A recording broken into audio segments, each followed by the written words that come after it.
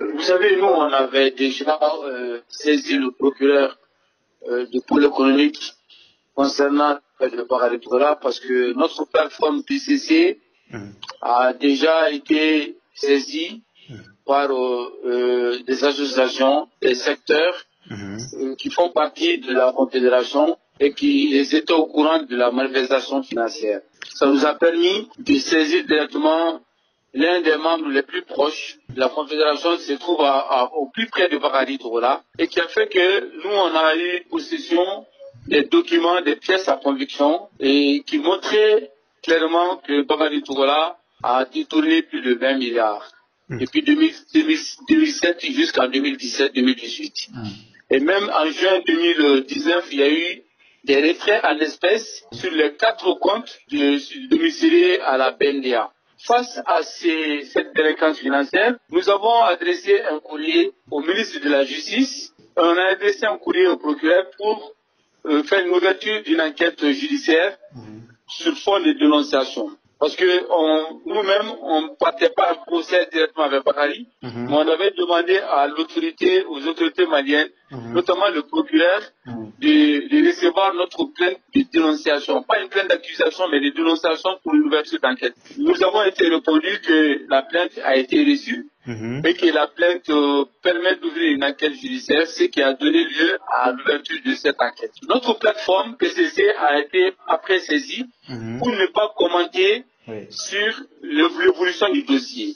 À ce moment, je ne me tenais plus le droit de commenter, mais je continuais pour dire que Bakary Togola doit répondre à ses actes. Et s'il est auteur des accusations, il doit aller en prison et payer ce qu'il a pris de la part des paysans. Il y a 4 500 000 paysans.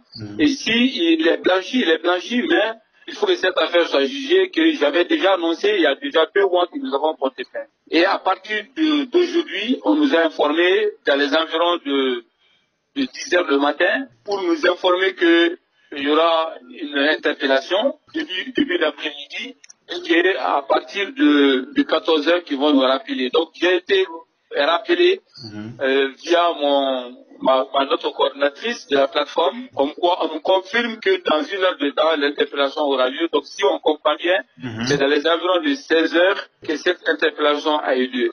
Ce qu'on peut dire, c'est que nous, on n'est contre personne. La plateforme PCC va continuer son travail. Parce qu'après cette affaire de Bakary Togola, nous allons, dès la semaine prochaine, porter plainte aussi également pour dénonciation auprès du même procureur concernant l'affaire des avions coulés au sol. Nous faisons entièrement confiance à la justice malienne. Vous savez, cette justice pendant longtemps a été une justice de peur, une justice d'injustice, une justice d'inégalité, une justice de corruption. Aujourd'hui, il y a des hommes et des femmes au sein de la magistrature malienne qui veulent relever le défi et montrer aux Maliens que la justice malienne est une justice d'équité, une justice fiable. Et ces hommes et ces femmes, il faut les accompagner, il faut les encourager.